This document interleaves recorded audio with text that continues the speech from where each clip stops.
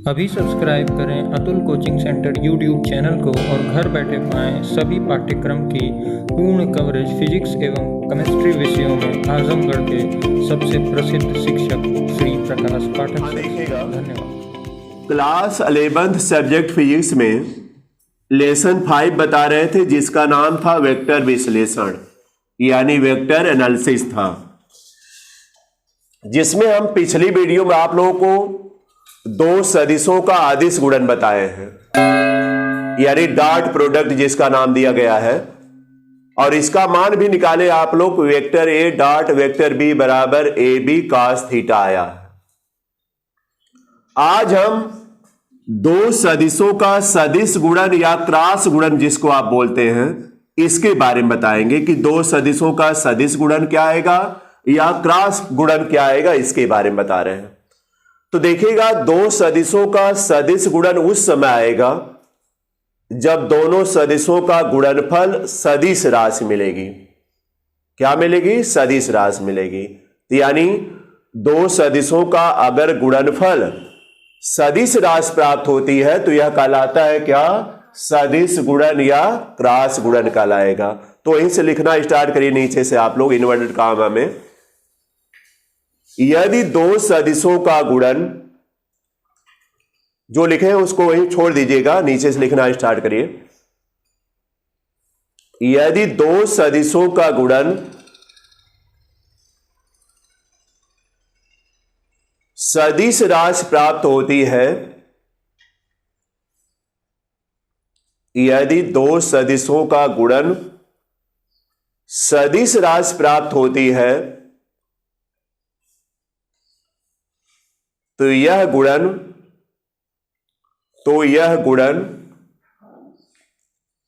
सदिश गुणन या क्रॉस गुणन कहलाता है। तो यह गुणन सदिश गुणन या क्रॉस गुणन कहलाता है।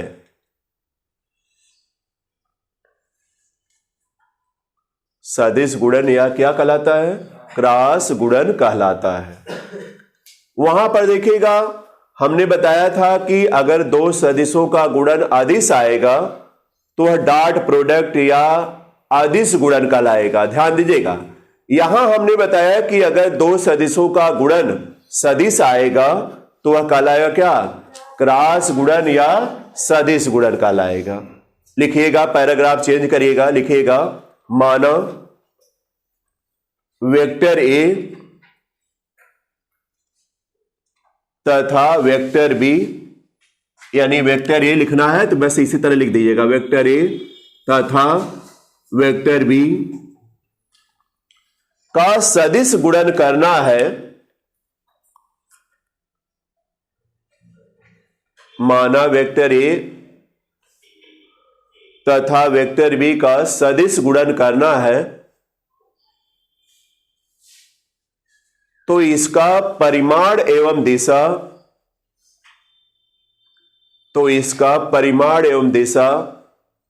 का रूप इस प्रकार होगा। परिमाण व दिशा का रूप इस प्रकार होगा।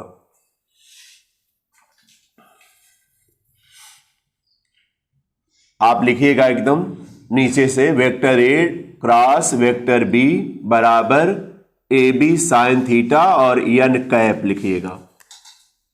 इसको घेर दीजिएगा सब लोग।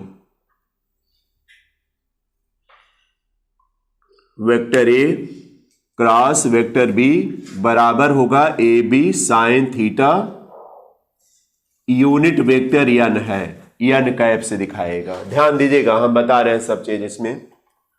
देखिए, यह दोनों सदिश परिमाण और दिशा में प्रदर्शित किए गए, इनका क्रॉस गुणन है। तो यहां पर जो मिलेगा वह सदिश गुणन मिलेगा या सदिश मिलेगा। सदिश में देखा जाए तो ए बी साइन थीटा इसका परिमाण रहेगा। क्या रहेगा बताइए? ए क्या है? वेक्टर ए का परिमाण है। बी क्या है? वेक्टर बी का परिमाण है। थीटा क्या है? वेक्टर ए और वेक्टर बी के बीच का कोण है। और एन कैप क्या है?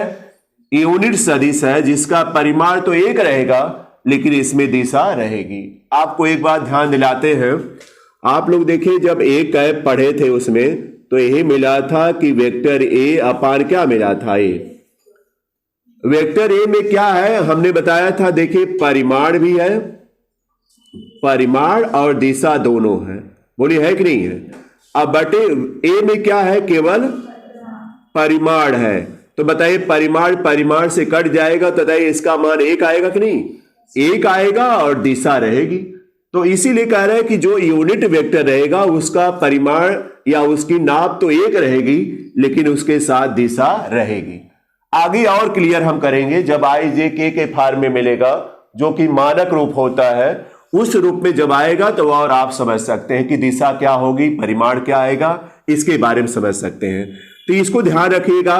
अब इसका अगर थीटा और एन कैप अगर आपको दिखाना है तो देखिएगा, अगर वेक्टर ए मान लीजिए इस तरह है परिमाण और दिशा में, वेक्टर बी इसके साथ थीटा कोण बनाते हुए, यह वेक्टर बी है परिमाण और दिशा में थीटा कोण जो है ए से बना रहा है। अब इसका अगर प्लेन भाग निकाला जाए, यानी जो तल है इसके द्वारा जो बन रहा है वह अगर निकाला जाए तो इस तल के लंबवत, इस तल के क्या रहेगा, इस तल के लंबवत यूनिट वेक्टर आपका एन कैप रहेगा। एन कैप क्या रहेगा बताइए, इस तल के लंबवत रहेगा। कौन से तल के, जो वेक्टर ए और वेक्टर बी तल बनाएगा उसके लंबवत जो है यूनिट वेक्टर एन कैप रहेगा। तो फिगर भी आप दिखा दीजिएगा, साइड में फिगर दिखाए सब लोग।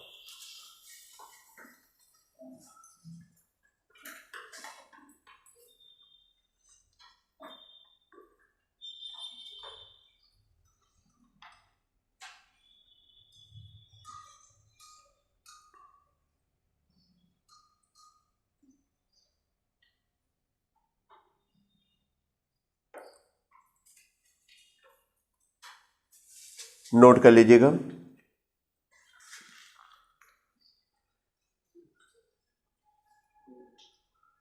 यहां साइड में लिख भी दीजिएगा, जहां एन कैप, यहां साइड में लिखिए सब लोग, जहां एन कैप एकांक सदिश है,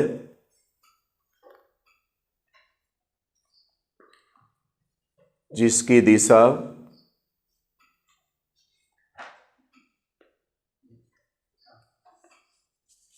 एकांक सदिश हो गया, जिसकी दिशा वेक्टर ए और वेक्टर बी, वेक्टर ए और वेक्टर बी तल के लंबवत होगी। वेक्टर ए और वेक्टर बी के तल के लंबवत होगी, इस तरह लिखिएगा, के तल के लंबवत होगी। यानी वेक्टर ए और वेक्टर बी जो तल बनाएंगे उसके लंबवत यूनिट वेक्टर एन कैप रहेगा, यही मतलब हो गया। अब देखिए इसका एग्जाम्पल क्या मिलेगा। पहले तो आता है कि दो सदिशों के सदिश गुणन से आप क्या समझते हैं, तो यही बताएगा कि अगर दो सदिशों का गुणनफल अगर सदिश मिलता है तो यह कहलाता है क्या, सदिश गुणन या क्रॉस गुणन कहलाता है। इसका परिमाण और दिशा के रूप में कैसे आएगा, तो vector A cross vector B बराबर ए बी साइन थीटा और एन कैप इसके साथ लगा रहेगा। एन कैप हमने बता दिया कि इसका परिमाण तो एक रहेगा लेकिन इसमें दिशा रहेगी, जिसकी वजह से यह पूरा एक तरीके से सदिश माना जाएगा।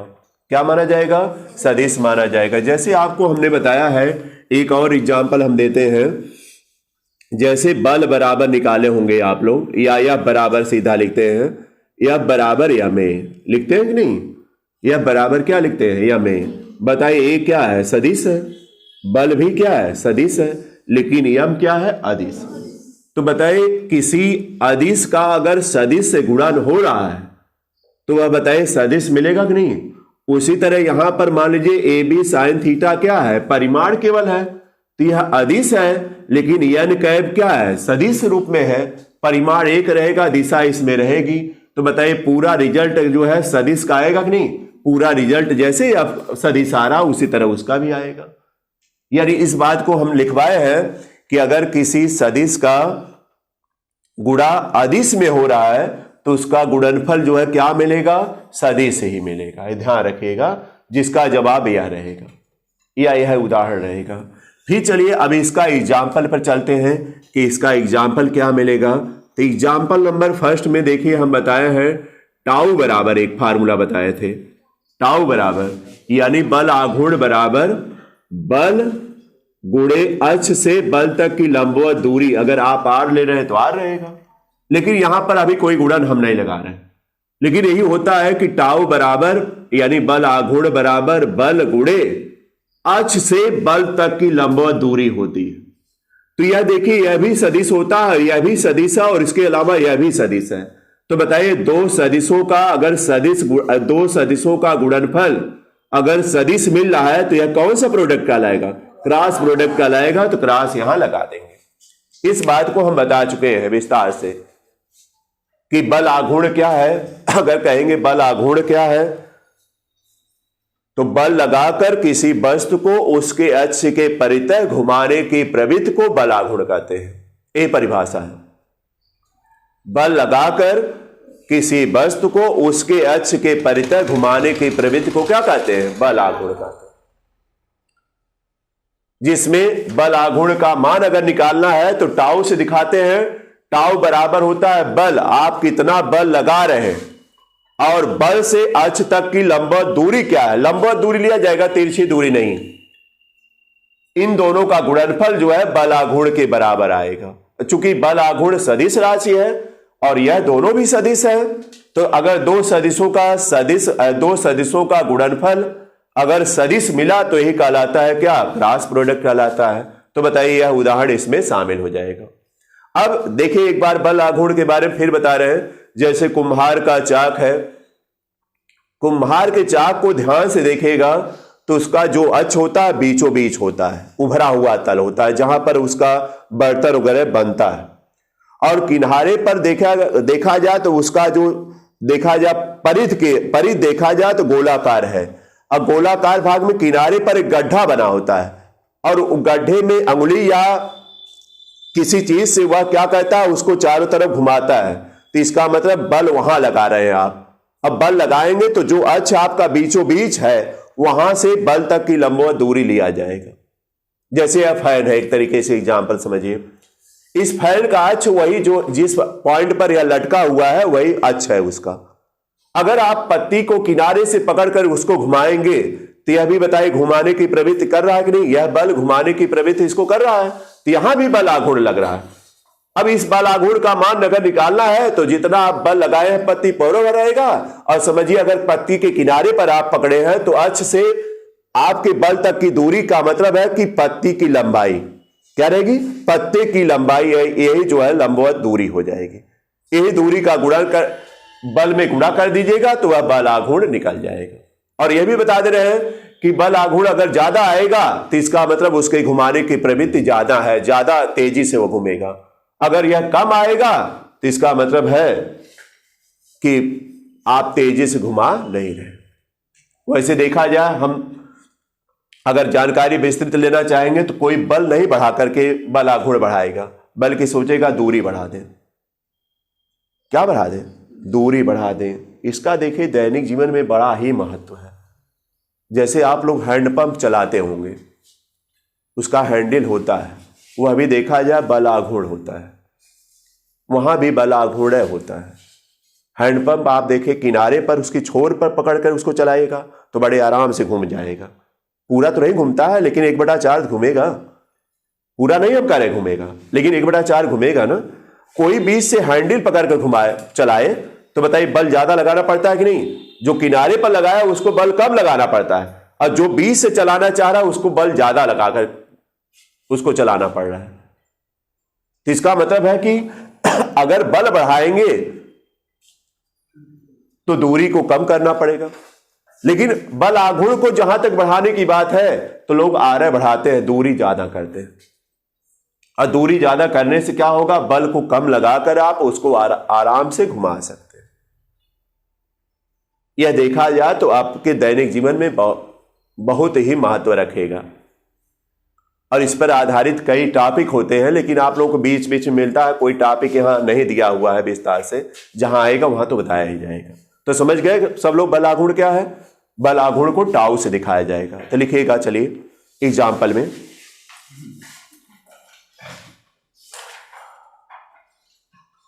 लिखिएगा बल आघूर्ण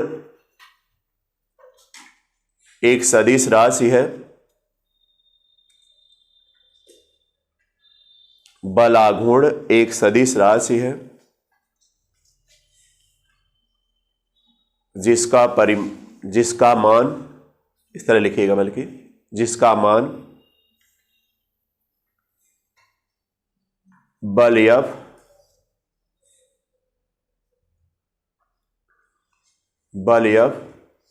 तथा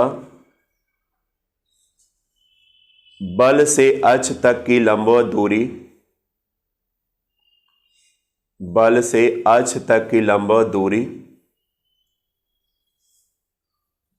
ब्रैकेट में स्मॉल r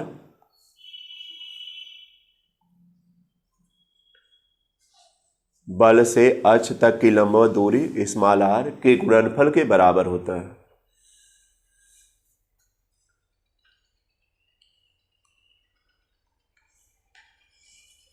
गुणनफल के बराबर होता है।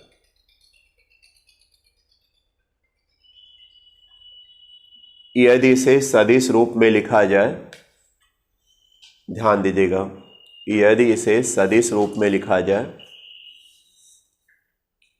तो यही लिख दीजिएगा, वेक्टर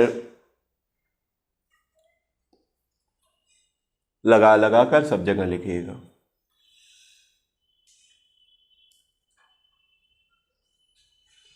इसको टाउ पढ़ते हमने बता दिया। बल गुणे अक्ष से लंबवत दूरी, इन दोनों में दिशा है और इसका गुणनफल भी सदिश आ रहा है, तो इसलिए कौन सा प्रोडक्ट होगा? क्रॉस मिल जाएगा। इसके अलावा अन्य उदाहरण भी आगे मिलेंगे तब, जिसमें हमने बताया था v बराबर r ओमेगा, बताए थे कि नहीं? रेखीय वेग और कोणीय वेग, ध्यान दीजिएगा, रेखीय वेग और क्या? कोणीय वेग में संबंध। जब कोई गति वृत्तीय गति होती है, वैसे यह लेसन हमको बताना है और यह फार्मूला भी निकाल कर बताएंगे, वहां पर पढ़िएगा आप लोग। तो यहां पर बताया गया कि अगर कोई वस्तु वृत्तीय गति करती है तो उसमें दो प्रकार का वेग रहेगा। एक उसका रेखीय वेग रहेगा जिससे वह परिधि पर घूमेगी, और एक उसका कोणीय वेग रहेगा जिससे वह केंद्र पर एक तरीके से एंगल के हिसाब से घूमेगी, उसके हिसाब से रहेगा। दिखाए भी थे। तो v बराबर r ओमेगा अगर देखा जाए तो v भी सदिश होती है, यह भी समझ लीजिएगा। v बराबर r ओमेगा अगर लिया जाए तो ओमेगा भी सदिश है, यानी कोणीय वेग भी सदिश है, r भी सदिश है और v भी सदिश है। तो बताइए यहां पर कौन सा प्रोडक्ट रहेगा? क्रॉस। लेकिन यह आगे मिलेगा, एक एग्जाम्पल ध्यान रखिएगा आप लोग। दूसरा देखिए आपको आगे मिलता जाएगा, तमाम उदाहरण मिलते जाएंगे इस तरह से। अभी आप एक ही देख रहे हैं, जब और भी एक्सरसाइज आप पढ़ेंगे तो उसमें तमाम उदाहरण आपको खुद याद हो जाएंगे। लेकिन अभी इसके बारे में थोड़ा समझा पाना दिक्कत है, इसी वजह से हमने बता दिया कि v बराबर r ओमेगा। v क्या है? रेखीय वेग है, r त्रिज्या है, वृत्तीय पथ रहेगा, त्रिज्या रहेगी, ओमेगा उसका क्या रहेगा? कोणीय वेग। तो यह भी इसका एग्जाम्पल बनेगा। तो एग्जाम्पल नंबर 2 में अगर नोट करना है तो इसको भी नोट कर सकते हैं। लिखिए एग्जाम्पल नंबर 2 लिखिए आप लोग। यदि कोई कण वृत्तीय गति कर रहा है, तुरंत लिखिए, यदि कोई कण वृत्तीय गति कर रहा है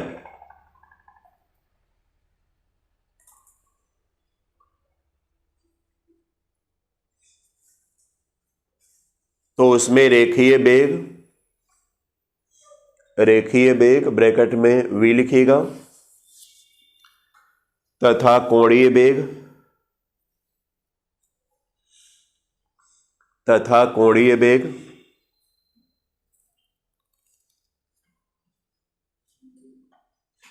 रेखीय वेग v तथा कोणीय वेग ओमेगा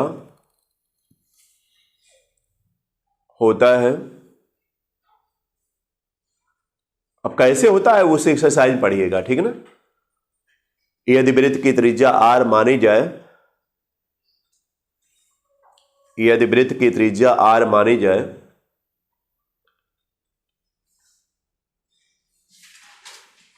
तो इनमें निम्न संबंध होता है। आर मानी जाए तो इनमें निम्न संबंध होता है। आप यही लिख दीजिएगा, वेक्टर v बराबर vector r into omega, vector omega रहेगा, इसी फार्म में लिखिएगा। आप तो इसका मतलब समझ गए ना। आपको बस मतलब इतना लेना अभी कि क्रॉस गुणन में सदिश मान आना चाहिए, सदिश आ रहा, ठीक है ना, इतना ध्यान रखिएगा। और ये कैसे आया इसके लिए एक्सरसाइज तो है ही, वहां बताया जाएगा। कोणीय विस्थापन की दर कोणीय वेग कहलाती है और रेखीय विस्थापन की दर जो है रेखीय वेग कहलाती है। इसको हम एक आध बार समझाए होंगे आप लोगों को, तो हो जाएगा क्लियर ना। इसके बाद अब आता है कि इसके कौन कौन से गुण हैं।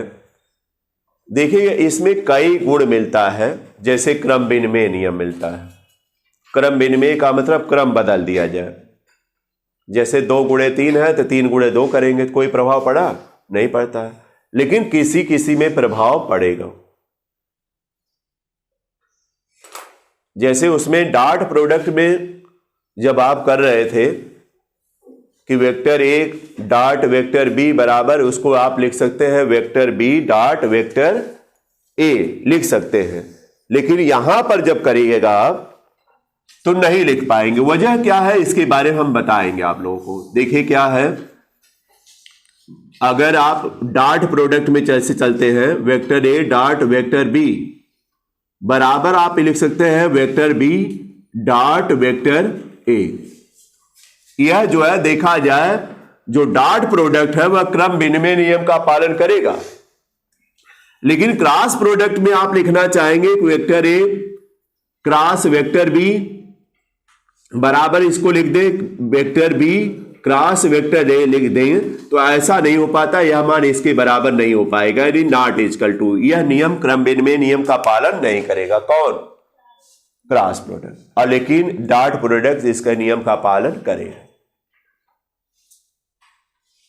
यह नियम का पालन क्यों नहीं करेगा इसके बारे में हम बताएंगे अभी, क्यों नहीं पालन करेगा। इसी तरह कई देखा जाए तो नियम होते हैं, जैसे क्रम विनिमय नियम है, वितरण नियम है, सहचर्य नियम है। तो यह देखिए डॉट प्रोडक्ट भी सभी नियमों का लगभग पालन करता है, लेकिन यह जो है क्रॉस प्रोडक्ट देखा जाए तो पहले नंबर पर यह जो है क्रम विनिमय नियम का पालन नहीं करेगा, और सब नियमों का पालन करेगा लगभग, लेकिन यह पहले नंबर पर क्रम विनिमय नियम का पालन नहीं करेगा। इसको ध्यान रखिएगा। अभी चलते हैं हम पहले आप लोगों को उस फार्म में बताते हैं पहले कि कैसे कैसे यूनिट वेक्टर जो है एडजस्ट किया जाएगा इसके साथ, इसके बारे में पहले विस्तार कर लेने दीजिए, तब इसके बारे में बता रहे हैं। देखिए बना लीजिए एक फिगर, स्टार लगाइएगा सब लोग, स्टार लगाइए। एक फिगर बनना चाहिए आपको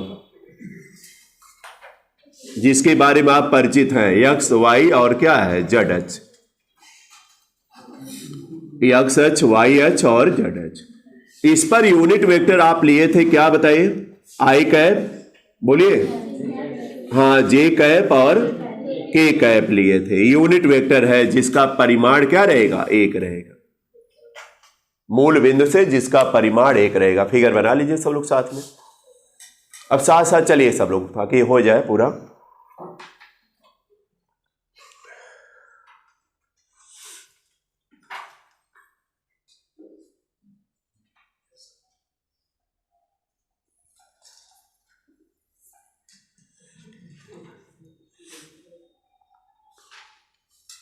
हो चुका होगा सबका? एक फिगर बना लीजिएगा सब लोग। आई कैप देखा जाए तो एक्स अक्ष का यूनिट सदिश है, यह हमने बताया, मानक रूप से यह माना गया है शुरू से ही। जे कैप वाई का है और के कैप किसका है? जेड अक्ष का यूनिट सदिश है, जिसका परिमाण 1 है और दिशा जो है आई कैप की अगर दिशा देखा जाए तो एक्स अक्ष के तहत है, इसकी वाई अक्ष के तहत है और इसकी जेड अक्ष के तहत है। ये हो गया। अगर हम इसका एक एक का पहले देखिए, आई कैप क्रॉस निकालते हैं, आई कैप का निकालते हैं, ध्यान दीजिएगा। आई कैप क्रॉस आई कैप, तो बताइए आप, एक बार फार्मूला यहां लिख देते हैं हम आप जानते हैं vector A cross vector B बराबर क्या होता है, ए बी साइन थीटा, और यूनिट वेक्टर एन कैप होता है। ध्यान दीजिएगा, अब यहां क्लियर हो जाएंगे कि यूनिट वेक्टर का मतलब क्या मतलब है, यहां क्लियर हो जाएंगे। जब हम आई कैप क्रॉस आई कैप करने जा रहे हैं तो जैसे यहां पर है ए बी है, यहां पर आई आई है, तो यहां बताइए ए बी की जगह क्या आएगा, आई इंटू आई, सही है ना। और बताइए क्या रहेगा, साइन थीटा को ध्यान में रखिएगा, थीटा लिखने की जरूरत नहीं है।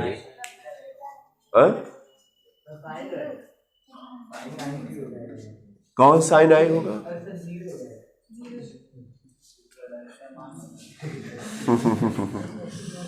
चलिए आई हुआ इंटू आई साइन थीटा लिखने जा रहे थे, लेकिन यहां पर अगर थीटा निकल जा रहा है तो उसका मान रख दीजिए। बताइए आई पर आई है तो इसका मतलब एंगल कितना बनेगा, 0 का ना, साइन 0। और क्या बताइए, एन कैप लिख दें, एन कैप सोचेंगे एक बार ना, एन कैप क्या होगा इसके बारे में सोचना पड़ेगा ना कि किसकी दिशा में जाएगा। लेकिन यह भी ध्यान रखिएगा कि आई और आई कोई तल तो बना नहीं रहे, और साइन 0 का मान कितना होता है, बोलिए 0 होगा ना, कुछ लोग 1 बोल रहे हैं। अच्छा 0 आएगा ना, तो चलिए 0 आ गया, साइन 0 का मान जब 0 हो गया तो एन कैप से मतलब नहीं रह गया, यहां पर एन कैप से नहीं मतलब है, तो बताइए पूरा मान क्या हो जाएगा, 0। यानी इसी तरह अगर जे क्रॉस जे लिखेंगे तो उसका भी मान 0 आएगा। यानी आप लिख सकते हैं क्या, आई क्रॉस आई बराबर, यूनिट लगा दीजिएगा, जे क्रॉस जे बराबर क्या बताइए, के क्रॉस के लिखेंगे, और इसका मान पूरे का क्या हो जाएगा, 0, जैसे उसका आया। क्योंकि 0 मान पूरा करना, इसलिए एन कैप के चक्कर में हम ज्यादा पढ़े नहीं। फिर अब अगले पॉइंट में हम पढ़ रहे हैं, बल्कि यह एक पॉइंट नोट हो गया ना, यह एक पॉइंट आपका ध्यान रखना है, या इस पॉइंट पर ध्यान रखिएगा आप लोग। चलिए यह पॉइंट भी करिए। अगर हम थोड़ा अलग ले लें, आई के साथ जैसे ले लें आई कैप क्रॉस जे कैप ले लें, अलग अलग ले लें। अब इसके बारे में चलना है, क्या मान आएगा, तो बोलिए आई जे होगा, और साइन आपकी बार बताइए आई और जे के बीच में 90 का एंगल बन रहा है, तो बताइए 90 होगा कि नहीं। अब इन दोनों तलों को अगर मिलाने वाली रेखा देखा जाए, या इन तलों के लंबवत रेखा देखा जाए, तो ये तो पड़ेगा, के पड़ेगा, तो यहां पर क्या लिया जाएगा, के कैप लिया जाएगा। ध्यान दीजिएगा हमारी बात, एन पड़ेगा। देखिए अगर हम अक्ष बना ले इस तरह से, जैसे हमने कहा यह एक्स अक्ष रहेगा, यह वाई अक्ष रहेगा दिशा परिमाण में, तो इसका तल जब बनेगा तो बताइए यही तल बनेगा, और इस तल के लंबवत आपका जड़ अक्ष ही रहेगा। बोलिए जड़ जो है देखा जाए तो इसी तल के लंबवत रहेगा, लेकिन फिगर में उतना शो नहीं हो पाता है। तीनों अक्ष देखा जाए तो इस रूप में होता है। तो अगर यह एक्स अक्ष मान रहे हैं, इसको वाई अक्ष मानेंगे, तो इसको जेड अक्ष मानेंगे। तो अगर आपका एक्स वाई तल बन रहा है जिसमें आई और जे कैप मिलेगा, यही तल बनेगा, तो इसके लंबवत बताइए जे कैप जाएगा कि नहीं, जे कैप जाएगा नहीं, के कैप जाएगा। कौन जाएगा, के कैप जाएगा, इसलिए हमने के कैप लगाया, जो कि आई और जे के क्या रहेगा, लंबवत रहेगा, आ जाएगा ना। तो इसको ध्यान रखिएगा सब लोग। अब देखिए जब इसको आगे बढ़ाते हैं तो आई और जे का परिमाण तो एक एक होगा, परिमाण है ना, साइन 90 का मान 1 होगा, और के कैप तो रहेगा ही। तो बताइए सब मिलाकर क्या बचा, के कैप हुआ। यानी आई क्रॉस जे कैप हुआ तो के कैप आया, अगर जे क्रॉस के कैप किए तो क्या बनेगा, आई कैप। मिलता जाएगा कि नहीं। तो आप लिख सकते हैं अतः जे क्रॉस के अगर हम निकालेंगे तो इसका मान कितना मिलेगा, आई कैप, और फिर उसी तरह के क्रॉस आई जब निकालेंगे तो क्या मिलेगा, जे कैप मिल जाएगा। बताइए तीनों मिल चुका कि नहीं। यह चक्रीय क्रम हमने लिया है। चक्रीय क्रम का मतलब यह है, अगर इसको भी आप समझना चाहते हैं तो देखिए आई के बाद क्या मिलता है, आई कैप के बाद जे कैप मिलेगा, इसी तरह देखे जा रहा, और जे कैप के बाद क्या मिलेगा, के कैप मिलेगा, इसी तरह देखिए आगे बढ़ता जाएगा। आई जे के, तो देखिए हम एक बार आई जे लिए हैं, फिर जे के लिए हैं, फिर के आई लिए हैं, वो चक्रीय क्रम बोला जाता है।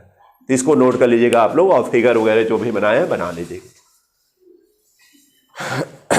इसको नोट कर लीजिए, यह देखिए न्यूमेरिकल में प्रयोग किया जाएगा।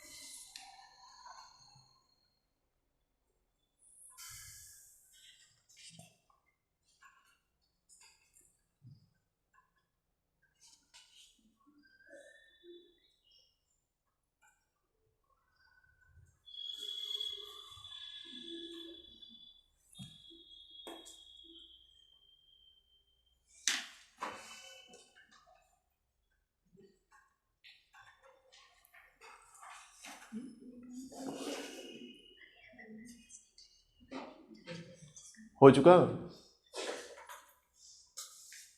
तो यह समझ में आ गया होगा सबको। तो जहां भी देखिए इसका यूज करना है, जैसे न्यूमेरिकल में इसका यूज होना है, तो वहां पर इसका यूज हो जाना चाहिए। अब चलते हैं, देखिए बिठा दें इसको।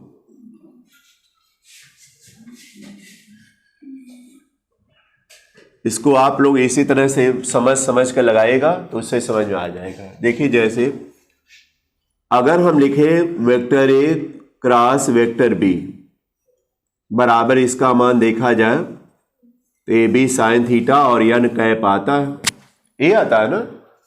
अगर यहीं पर ध्यान दीजिएगा, अगर हम vector B cross vector A लिख दें, ध्यान दीजिएगा, vector B cross vector A लिख दें, तो यहां तो फिगर बनाने में थोड़ा दिक्कत आ रही है हमको। यह माना जाता है कि यह जो तल है, जो बी पहले आ गया, वह एक चक्कर पूरा कर लिया, एक कंप्लीट चक्कर पूरा करेगा। तो एक कंप्लीट चक्कर में देखा जाए तो 360 अंश का एंगल बनेगा। कितना बनेगा? 360। तो उस समय यह माना जाता है ए बी, यह साइन थीटा की जगह क्या हो जाएगा, 360 माइनस क्या हो जाएगा, थीटा, और यन कैप रहेगा। अब आप इसको थोड़ा सा आगे जब बढ़ाएगा तो बताइए, आप पहले देखिए साइन 360 माइनस थीटा क्या होता है, माइनस साइन थीटा होगा। क्या आएगा? Minus sine theta. तो बताइए माइनस साइन थीटा आएगा तो माइनस पहले आ गया, ए बी और क्या मिलेगा, साइन थीटा, और यह क्या मिलेगा, यन कैप। अब अगर चाहेंगे आप तो यह मान यहां से रख सकते हैं आप, क्या मिल जाएगा, vector B cross vector A बराबर मिल जाएगा, यहां माइनस तो साइड रहेगी, इसका मान सीधे आप लिख सकते हैं क्या, वेक्टर ए क्रॉस क्या, वेक्टर बी। यह देखिए हो जाएगा, यह माना जाता है। या इसको माइनस को इधर करके करते हुए लिख दीजिएगा or vector A cross vector B बराबर, माइनस इधर कर लीजिए, वेक्टर बी क्रॉस क्या हो जाएगा, वेक्टर ए। बस इतना है। तो क्रम विनिमय नियम तो पालन उस समय करेगा जब यहां माइनस साइन आप लगाएंगे तब। यानी अगर ए क्रॉस बी को आपको बी क्रॉस ए लिखना है तो माइनस साइन बस लगा देना है। इसको भी स्टार लगाकर नोट कर लीजिए आप लोग, ये यूज होगा। लेकिन यहां थोड़ा फिगर बनाने में हमको दिक्कत है कि तल को हम कैसे 360 घुमाकर बताएंगे आप लोग, तो इसको ध्यान रखिएगा सब लोग, और इसको फार्मूले के रूप में ध्यान रखिए, यहां से यहां तक, यह इसको ध्यान रखिए, नोट कर लीजिए सब लोग।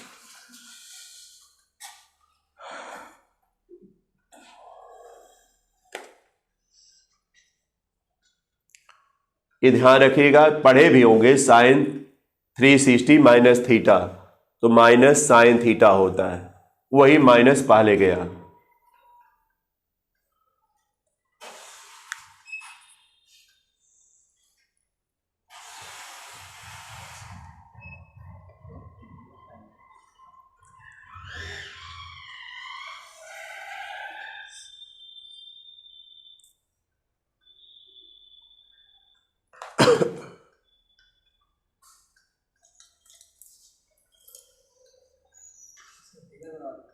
किसका हम बता रहे हैं, फिगर इसका तो हम बना नहीं पाएंगे, हमने बता दिया पहले कि फिगर नहीं बना पाएगा, कुछ एडजस्ट होगा तो बताया जाएगा उसके बारे में, ठीक है ना।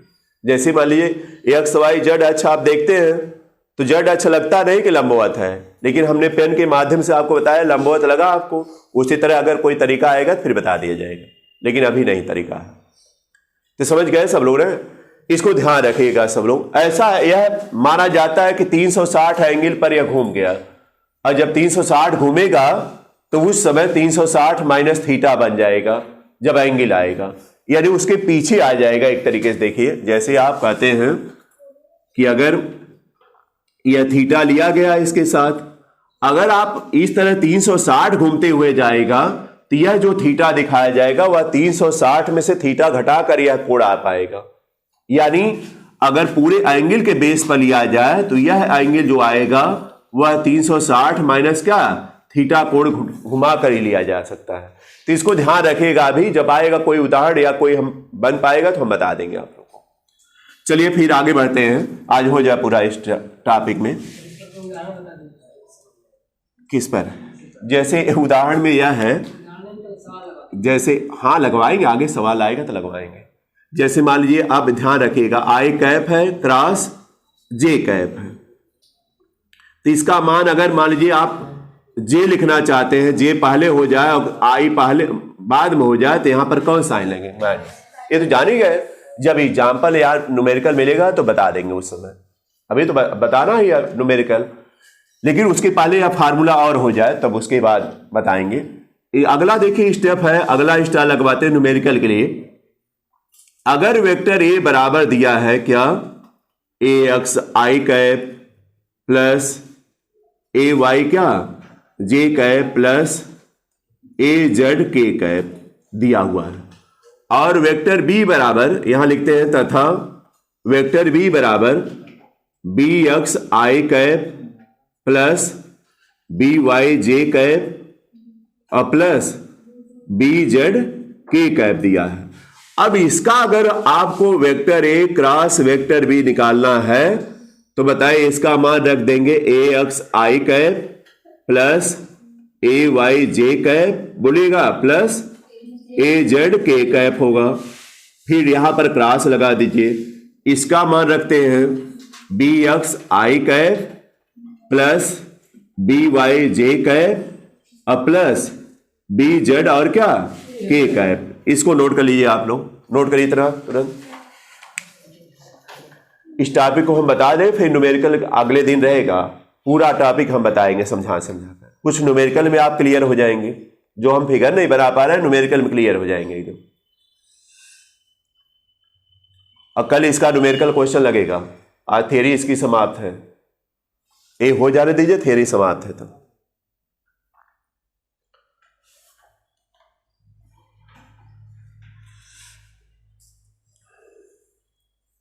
तो बताइए अगर वेक्टर ए वेक्टर बी इस फॉर्म में दिया है, यह देखिए ए एक्स देखा जाए तो एक्स अक्ष पर ए का परिमाण है, किस अक्ष पर? एक्स अक्ष पर ए का परिमाण है, वाई अक्ष पर ए का परिमाण है, और यह जेड अक्ष पर ए का परिमाण है, और दिशा आई जे के रहेगी, चूंकि सदिश है दिशा रहेगी। उसी तरह इसमें भी B X B Y B Z भी रहेगा। बोले ठीक है। इसके बाद अब चलते हैं, जब इसका गुणन आप बारी बारी से भी कर सकते हैं, जैसे बी एक्स आई का इसमें गुणा करिए, फिर बी एक्स आई का इसमें गुणा करिए, इसमें गुणा करिए, फिर उसी तरह बारी बारी से इसका गुणा करिए, जैसा कि हम डॉट प्रोडक्ट में बताए हैं। लेकिन यहां ध्यान रखिएगा, क्रम बदलिएगा, क्रम विनिमय नियम का पालन नहीं करेगा, करेगा भी तो माइनस लगा कर करेगा। क्यों? ये सावधानी होनी चाहिए। इन सब से बचने के लिए अच्छा तरीका मैथमेटिकल एक तरीका है, सारणिक विधि। आप लोगों ने नया टॉपिक रहेगा और मैथ वाले हो सकता है 11th वगैरह में पढ़े भी हो। सारणिक में क्या रहेगा, आपको इसको अगर हल करना है तो बड़ी आसानी से आप हल कर सकते हैं। देखिए कैसे, यहां पर आई, जे और के लिख देंगे, लिख दिया हमने। फिर देखिए ए एक्स, ए वाई और क्या लिखेंगे, ए जेड, और फिर क्या बी एक्स, बी वाई और क्या लिख देंगे, बी जेड। इसको नोट कर लीजिए सब लोग। अब इस पूरे प्रोसेस को आप इस तरह नोट, मतलब इन दोनों प्रोसेस को आप इसमें जो है चार्ट में कर लिए। यह सारणिक विधि बोली जाती है। सारणिक में 2 लाइन खींच करके फिर आई जे के लिख करके फिर उसके संबंधित जो है पद लिख देते हैं। बताइए आई से संबंधित ये दोनों पद है तो बी एक्स, ए एक्स और बी एक्स दोनों पद है, तो इसको नोट किया इसके नीचे। यह जे के संबंधित था और यह के से संबंधित था, इसको नोट कर लिया हमने। सारणिक में इसी तरह दिखाया जाता। अब कैसे इसको हल करेंगे ध्यान दीजिए। तो हल करने का तरीका क्या है, यहां से हम बता रहे हैं। आई लिखिएगा यहां पर, आई लिख करके और इस तरह सारणिक छोटा छोटा आप बनाएगा। आई लिखिएगा तो इस लाइन को यानी इस पंक्ति को और इस स्तंभ को छोड़ दीजिएगा। स्तंभ का मतलब इसके नीचे वाला और इसके बगल वाला छोड़ देंगे। तो क्या रहेगा बताइए, क्या बचेगा, ए वाई बी, ए जेड ना, ए जेड और क्या बी वाई बी जेड बचेगा। अब फिर माइनस साइन लगाना है, फिर उसके बाद माइनस तुरंत आएगा, फिर जे का पद आएगा, माइनस आएगा बीच में, जे का आपका रहेगा। तो उसी तरह बताइए इस लाइन को छोड़ेंगे, जे वाली लाइन को, और इसके स्तंभ को छोड़ दीजिएगा। तो बताइए क्या बचेगा, ए एक्स और ए जेड मिलेगा और बी एक्स और क्या मिलेगा, बी जेड मिल जाएगा। फिर प्लस के आता है, देखिएगा आई माइनस जे प्लस के आता है, के वाला फिर उसी तरह प्रोसेस रहेगा। बताइए इस लाइन को छोड़ दीजिएगा, इस लाइन को छोड़ेंगे तो ये लाइन छूटेगी, और इस स्तंभ को छोड़ दीजिएगा तो बताइए क्या मिलेगा, ए एक्स ए वाई मिल जाएगा और बी एक्स और बी वाई, यह मिल गया। तो देखिए इस तरह पहले कर लेना है। फिर इसके बाद आसान बहुत हो गया। अब यहां हम बताते हैं, आई जब लिखिएगा इक्वल टू यहां लगाते हैं, आई लिखिएगा इसका गुणा इसमें होगा, तो बताइए क्या होगा, ए वाई बी जेड हो गया। फिर माइनस साइन लगती है, फिर इसका गुणा इसमें होगा, तो बताइए क्या होगा, ए जेड बी वाई हो गया। यह सॉल्व हो गया। इसके बाद फिर माइनस जे लगाएंगे, तो यहां पर माइनस जे हम लगा रहे हैं, आज जगह नहीं आगे, तो जे लगाए उसकी तरह इसमें भी करेंगे, ए एक्स बी जेड, ए एक्स बी जेड माइनस हाँ ए जेड बी एक्स हो गया। फिर प्लस के होगा और फिर इसी तरह से बताइए क्या होगा, ए एक्स बी वाई, ए एक्स बी वाई माइनस जो है बी या ए वाई, कोई दिक्कत नहीं इसमें है, ए वाई और क्या रहेगा, बी एक्स रहेगा। देखिए इसमें केवल अंक रहेगा ना, इसमें तो दिशा है नहीं, दिशा खुद इंगित कर रहा है है, कैप लगाएगा हर जगह भाई, कैप हर जगह रहेगा। हम कहीं अगर छोड़ रहे हैं तो कैप लगा दीजिएगा आप लोग, हाँ लगा दे रहे हैं सब जगह, एक कैप के फार में हर जगह रहेगा, अगर कहीं छूट भी जाता है तो आप लोग लगाते जाएगा। तो बताइए इस तरह सॉल्व करेंगे। अब ध्यान दीजिएगा, यह न्यूमेरिकल मान इसमें रहेगा। न्यूमेरिकल मान में ध्यान रखिएगा, यहां पर माइनस भी आ सकता है, माइनस आएगा तो ए वाई का मान माइनस में रखिएगा, और यहां भी ए वाई का मान माइनस रहेगा, और यहां भी माइनस रख करके उसको सॉल्व करिएगा। इसको सावधान, इस पर सावधान रहिएगा सब लोग। अगर इस पर सावधान रहेंगे तो न्यूमेरिकल क्वेश्चन बड़े आराम से हल हो जाएगा, और इसी तरह हम लोग सॉल्व भी करेंगे इसी मेथड से। तो नोट कर लीजिएगा।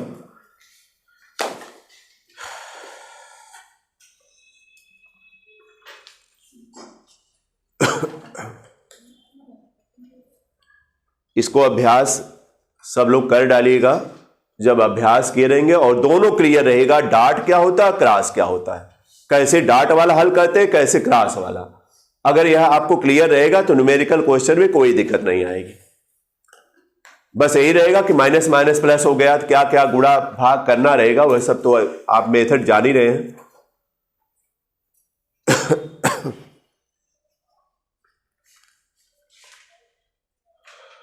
तो देखिए हमने पूरा आपको इसमें आज क्रॉस का स्टेप बताया है कि दो सदिशों का क्रॉस गुणन या सदिश गुणन क्या होता है, कैसे उसको परिभाषित करेंगे, उसका फार्मूला क्या है, विस्तृत फार्मूला क्या है या विस्तृत फार्मूला बोला जाएगा।